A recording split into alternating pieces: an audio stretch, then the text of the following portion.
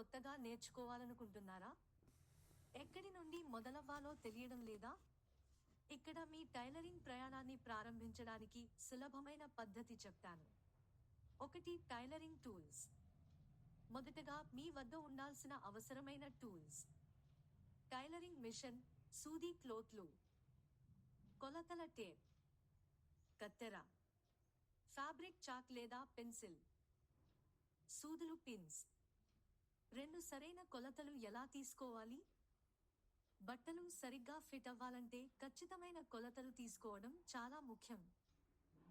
Bust, wait, hip కొలతలు, భుజాల పొడవు, చేతి గాళ్ల పొడవు, మీరు తయారు చేయాలనుకునే డ్రెస్సు పొడవు. 3. సరైన ఫ్యాబ్రిక్ ఎంపిక. కొత్తగా నేర్చుకునేవారు కాటన్ లేదా లినెన్ ఫ్యాబ్రిక్తో మొదలు పెట్టడం మంచిది. సిల్క్ వంటి నాజుకైన ఫ్యాబ్రిక్స్ మొదట్లో కష్టంగా అనిపించవచ్చు. 4. ఫ్యాబ్రిక్ కటింగ్ చేయడం. కట్ చేసే ముందు ఫ్యాబ్రిక్ పై చాక్తో మార్క్ చేయాలి. అదనపు ఖర్చులు కూడా కలిపి కట్ చేయాలి.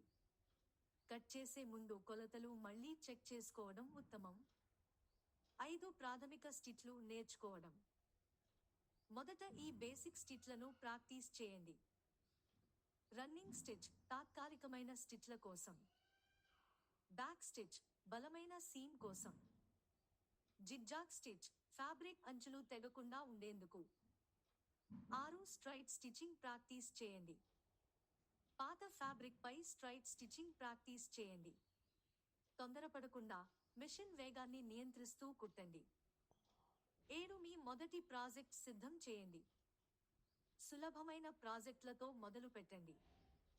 హ్యాండ్ కెర్చీఫ్, పిల్లో కవర్లు, సింపుల్ లైన్ లాంటివి ట్రై చేయండి.